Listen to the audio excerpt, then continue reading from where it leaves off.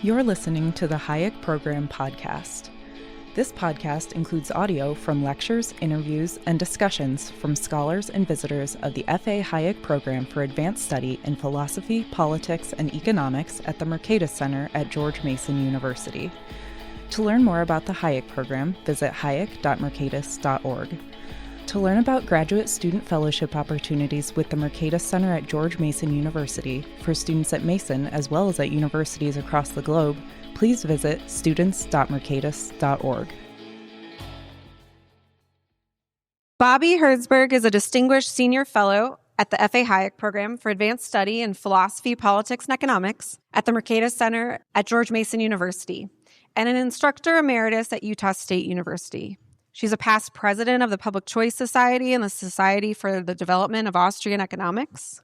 Bobbi has extensive experience in academic administration, having served as the department head of the Political Science Department and administrative director of the Institute for Political Economy at Utah State, and extensive experience in philanthropy, having worked at the John Templeton Foundation and serving on boards of various organizations. Her scholarship focuses on institutional economics, public choice, the Bloomington School, having taught there along with the Ostroms, and public policy. Specifically, she explores healthcare policy, the potential of self-governance to provide healthcare and welfare programs, environmental policy, and much more. Bobbi upholds the importance of theory and practice, and the multifaceted, interdisciplinary way that we need to study the world around us. Institutional analysis and governance matter for how we live. She thoughtfully balances the need for grounded scholarship and practical policy solutions, and she pushes her colleagues and students to do so too. Tonight, she will discuss Vincent Ostrom and the meaning of democracy. Please join me in welcoming Bobbi Herzberg.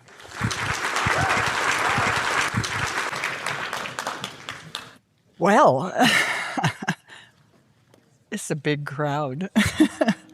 And a big crowd of friends is sometimes the hardest crowd to talk to, even though I'm sure you're all going to be friendly, because I care more what you think than a crowd of strangers. So you be patient. Be patient with me. I have the honor of talking about Vincent Ostrom and his theories of democracy with you tonight. And that is a real honor for me to be able to do that. But it's also not your best subject matter for a post-dinner travel day, pre-bar experience. I know that this keynote should last no longer than 20 minutes to be really good, maybe 15 to be super good, and doing Vincent in that time. So we're going to take the 30,000-foot vision of Vincent's. The Market and Society Journal will publish a longer and more citation-filled version of this talk, but hopefully I can share at least some of the key ideas I think that we should all appreciate in Vincent's work. And I know so many of you know so much about this work. In any case, you'll go, well, why'd she leave that out? Why'd she leave that out? Well, we'll discuss it over the next few days, I hope. So it is a privilege, and the biggest was I was starting to put this together. One of the things that I really appreciated was how much Lynn Ostrom would have loved that we're doing this talk. She got much more tickled when somebody honored Vincent than even one of the great honors of her many honors that she had. So I'm thinking of her and how she's thinking tonight about all of this and appreciating it. So with that, I'm hoping I'm catching you at the right time between just enough wine that you're pretty mellow, but not quite falling asleep yet. So hold with me. Okay, so let's go. Tonight, I would like to talk about someone who spent his life helping us think more clearly about one of the most important and most difficult ideas in human history, the ideas of democracy and how we sustain it. Vincent Ostrom was not only a scholar, but a craftsman of ideas, someone who believed that democratic life is a form of human artistry, something we make together and must constantly tend. Born in 1919, love that, in Washington State, just close to the Canadian border in a very rural area. He grew up surrounded by forests, rivers, and farms. His father raised mink and bred mink. That early exposure to how people cooperated to manage shared resources or didn't cooperate to manage those resources stayed with him all of his life. After teaching at the University of Wyoming and Oregon, and then UCLA, he found his intellectual home at Indiana University, where he and Elinor Ostrom founded the Workshop in Political Theory and Policy Analysis. Together, they built not just a research center, but a living laboratory of self-governance. And why that is so important that they were able to do that at Indiana University. And I know we have some people from Indiana University here tonight. It was such a special place for them to do that. And it was important because at Wyoming and at UCLA, Vincent Ostrom had faced critics that said he should not be participating in the actual policy issues and policy design. It was inappropriate for a scholar. But that could not have been further from the truth for Vincent. He believed he had to be in the mix because that was the most important goal of society. I miss them. Vincent's great project was to understand how people can govern themselves without relying entirely on distant authorities or bureaucratic hierarchies. And that's where we begin tonight. I have 4 key points, a fairly straightforward part of his theories on democracy, but profound, I think, insights that shaped his understanding that I'd like to share with you. Now, this is my favorite Vincent picture, and it's my favorite Vincent picture because that little guy there is my 37-year-old son. At an earlier time, you might imagine. He's not that guy, whatever that movie was about the guy going backwards. I forget that one. But what I love about it, you may love it too, is Lynn Ostrom brought back matching jackets from Africa for a toddler and Vincent. And they wore them. It looks good on Glenn. I'm not so sure it quite was Vincent's jam, but he wore it for that picture. So this is one of my very special favorite pictures. So I share that as my key points. One has nothing to do with the key points, but what the hell? It's my talk. Anyway. Okay, so let's get back to those. So these are the key points, and I'm going to go through them in order and hopefully give you just a highlight of each of them. So let's go ahead and get started. So the first one, Vincent began from a very simple but radical observation. Order is not imposed from above. It is constituted from below. It emerges from our common beliefs.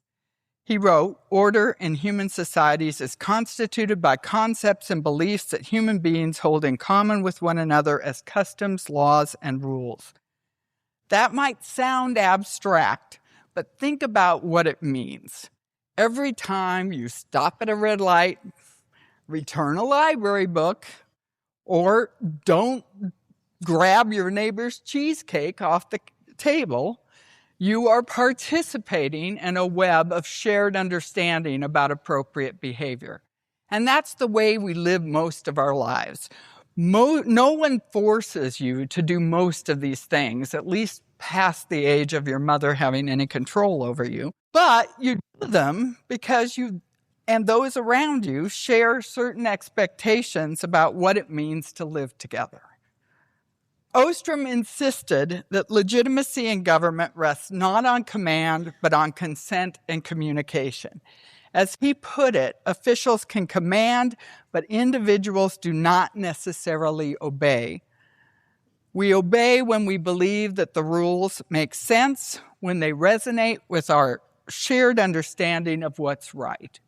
And so those are the rules that stick. And those are the rules that Vincent wanted to understand and wanted people to create for themselves. This is where Vincent's thinking overlaps very much with Alexis de Tocqueville. Both believed that religion, local custom, and community life shape how we interpret the actions of others and build trust. Shared knowledge doesn't just come from ideas, but from deeds, from the way we live together day after day. Ostrom also saw limits to this process. There's only so much that we can understand in large impersonal settings. Individuals engaged in discussion cannot speak and listen simultaneously, although goodness knows I try to do so a lot. And probably some of you are trying to listen while looking at your phone and having conversations. I see you texting.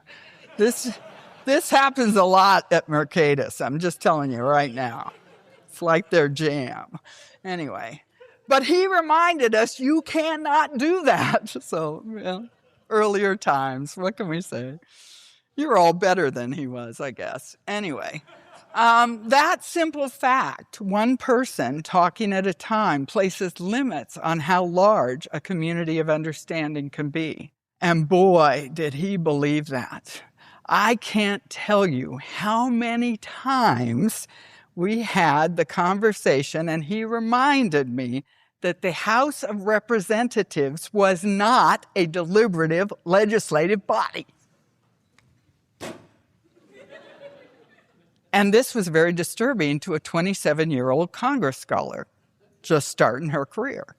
So anyway, they can't deliberate because they're just too big. So that was his attitude on it. He thought that people needed to really get into the process to make the decisions that they reached. And maybe that's one of the reasons why democracy seems so strained today. The scale of our political life has grown far beyond the scale of our conversations. We're trying to deliberate as one giant community of 330 million people, very diverse people, often through screens that make genuine listening almost impossible. Second key point that Vincent raises. Individuals, I love this picture too, it's a good one. This is Vincent in Alaska, because he made a difference in Alaska.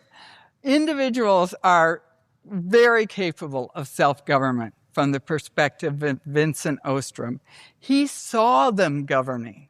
He saw them doing really hard things like constitution making, and he participated in that. And as a result, them working through these things like the Alaska Constitution on Natural Resources, Article 8, which, is part of the reason that people get a check now in the state of Alaska. Citizens all get royalties. Imagine your government just sending you money because it's your property, not theirs. Doesn't happen in all the other states, but it happens in Alaska. And he was at that conversation because it came from the people, not from Vincent Ostrom, not from the expert. Also, California irrigation water, really challenging circumstance. These are situations where we see how people working out the details listen to one another, argue with one another, have real challenges, but work to find common ground.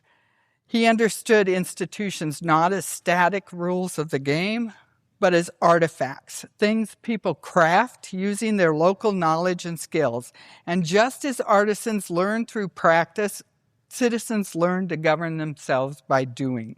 He once described a self-governing society as one that turns on the universality of artisanship. In such a society, each person first becomes their own governor, someone capable of self-mastery, and only then joins others to work out common arrangements. This is deeply hopeful vision of democracy. It's not about designing the perfect constitution or electing the right leaders. It's about cultivating the habits and virtues of self-governance, what Tocqueville called the art of association. But Ostrom was no romantic. He knew self-governance is hard work. People disagree. They misunderstand each other. They bring different histories and expectations to the table. That's why he valued institutions that slow things down, deliberative body, checks and balances, local councils, places where people can argue, reflect, and eventually find common ground. He honestly thought people could do that. I'm not so sure, but he honestly thought they could. And that's point 3 then, how? And so the concept most commonly associated with Vincent Ostrom and his theories of democracy is the theory of polycentricity, and polycentricity as good governance. Together with Charles Thibault and Robert Warren, he defined a polycentric system as one with many centers of decision-making that are formally independent of each other. In such a system, different problems can be addressed at different levels, some locally, some regionally, some nationally, with everything being run from the top down. If we imagine different settings, such as maybe a forest ecosystem, there isn't one tree in charge. Instead, you have multiple species, each interacting and adapting to its environment. The result is a resilient whole. That's what Ostrom wanted for human governance, a system of overlapping jurisdictions where cooperation, competition, and even conflict can coexist productively. I have to make sure I'm on the right slide. He wrote in The Crisis of Public Administration that centralization and decentralization must exist simultaneously. True federalism, in his view, means accepting the messiness of overlapping authority. We'd like things to be neat, but neat doesn't really work in large societies with subjective preferences and all kinds of things tearing people in different directions. It's most efficient in the bureaucratic sense, but it's far more adaptable and humane to work in this polycentric system. And that brings us to an important point. Polycentric systems rely on citizens who can navigate complexity. They demand judgment, tolerance, and engagement. If we expect Washington or any central authority to fix all our problems, we lose the vitality of democratic life. And we lose it to people who seem increasingly incapable of taking it up and taking up that task. And I'm not ready for that. So, polycentric governance isn't chaos. It's freedom structured through relationship of trust and accountability. It's the difference between a symphony and a single symphony conductor and a jazz ensemble. And I think I stole that from someone in this room. So if I did, just tell me who I did. So I'll cite you in the right thing because I don't remember. But I thought that was really good with the jazz. Anyway. The first imposes order, the second discovers it through collaboration. The fourth key point, it's hard. The fragility of self-governance. This is not an easy task, and they understood this. Both the Ostroms understood this. This is them on a hay wagon up, and they used to spend a lot of time up in Canada at Manitoulin Island and in weird places. But anyway, they did. Well, it was a weird place. No electricity, no anything. 30 miles back and forth on bad roads once a week to get the mail. Imagine living as an academic, multiple academics, very popular academics for the entire summer under those conditions. You guys couldn't leave your phones away for 5 minutes, you know? Anyway, Sorry. Anyway, that's going to show up on the tape. Okay, so it's fragile. Of course, Vincent also warned us that self-governance is fragile. It can be derailed by impatience, by the temptation to let others decide for us, or by the belief that unity requires uniformity. He called this the Faustian bargain of politics. To create order, we need inequality of decision-making power, leaders, judges, administrators. But those same powers can easily become instruments of domination. The sanctions necessary for maintaining order, he wrote, may be used to compound wrongs as well as rights. Ostrom saw the dangers long before they became headlines: the tyranny of the majority, democratic despotism, the collapse of the rule of law. He warned that centralization in the presence of great diversity will inevitably entrap mankind in catch-22 situations. In other words, when we try to solve every problem from the top, we create systems so rigid that they defeat their own purpose. Democracies, he wrote, are vulnerable to the vices of rulers and the ineptitude of the people, and great experiments become monumental disasters. Those are sobering words, but they're also an invitation to remember that democracy is not something we have, it's something we do. It's a practice, a set of relationships that must be renewed in every generation. So where does that leave us? For Vincent, democracy was not a machine to be engineered, but a conversation to be sustained. It requires us to speak honestly, listen carefully, and act responsibly within the limits of our shared understanding. We cannot all agree on everything, probably not even in this room, and we're kind of part of the same crowd. Nor should we try. I mean, how boring would that be? I'm bored already thinking about it. It must be time for a drink, so I'll wrap up. What we can do is build institutions, large and small, that let us live with our differences while still working toward common purposes. In that sense, the real measure of democracy for Vincent was not how efficiently we govern, but how generously we live together. He was very generous. He really was. Vincent often thanked his students and colleagues for joining him in what he called the adventure of self-governing. Tonight, I think he would thank all of us for keeping that adventure alive. So, let us raise a glass. Another great picture. It looks like he doesn't even know how to drink a beer, right? Doesn't it? I don't know. I mean, he really wasn't of this world. He was kind of a different character altogether. I loved him. So let us raise a glass, if you still have anything in it, to Vincent Ostrom and to the ongoing experiment in freedom that he helped us understand. Thank you.